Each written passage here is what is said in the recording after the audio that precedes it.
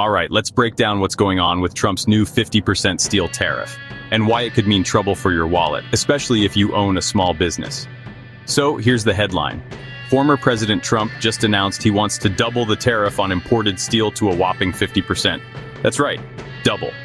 And while this sounds like a play to protect American steel jobs, there's a lot more to the story.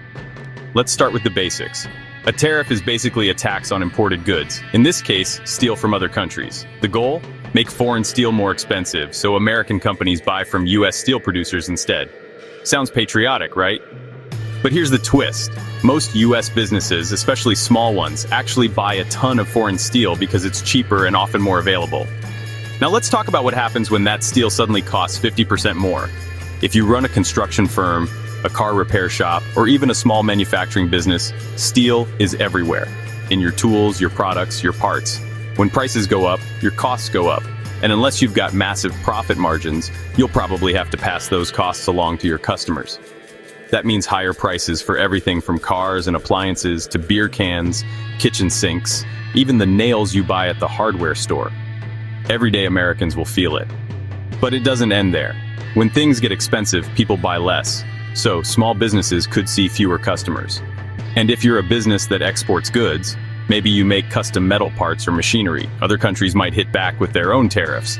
That could make it harder for American products to compete overseas. Here's the kicker. While the goal is to boost American jobs, history tells us tariffs can backfire. Back in 2018, when a smaller steel tariff was introduced, some US manufacturers actually cut jobs because they couldn't afford the pricier steel. It's like squeezing one end of a balloon. The other side pops out. So is this a bold move or an economic gamble? Honestly, it depends on who you ask. Steel workers might get a win, but small businesses and everyday consumers could wind up with the bill. If you're a small business owner, now's the time to start crunching the numbers. Look at your supply chain.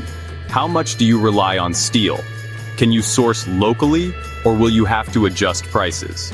And if you're just a regular shopper, don't be surprised if that new fridge or water bottle costs a little more next year. Big policy changes like this can ripple through the economy in ways nobody expects. So stay informed, plan ahead, and always keep an eye on how these headline moves could hit your bottom line. Thanks for listening. If you found this helpful, drop a comment below and let's talk about how you're preparing for these changes.